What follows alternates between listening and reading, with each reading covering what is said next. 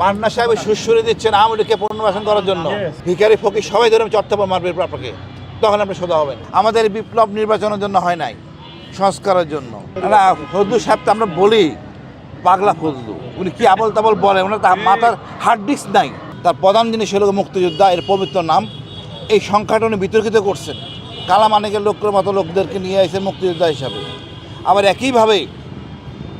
একইভাবে নিয়ে আসছেন আপনার যে শহীদ সংখ্যা, এই সংখ্যা নিয়ে নানা রকম বিতর্ক। আমি তো বলছিলাম 1 লক্ষ হবে না, আসলে 50,000 52,000 এরকম হয়। তাও বিহারি টিহারি সব মিলে অনেক বিহারি মারা হয়েছে, হাজার হাজার বিহারি মারা হয়েছে। সুতরাং এই চেতনা এখন আনা মানে হলো গিয়া ওই আমলকে পুনর্বাসনের জন্য একটা সুশ্রী দেওয়া। আমাদের আমজনতা, এই আমাদের 24-এর যারা যোদ্ধা, আমার মনে হয় সঠিকভাবে এটাকে প্রতিহত করবে। আর দুঃখের বিষয় যে কাজটা বিএনপি বেশি করার কথা, জামাতের করার কথা, ওনারা আগে আসতেছেন না। ওনারা সবাই নির্বাচন নিয়ে ব্যস্ত হয়ে গেছেন।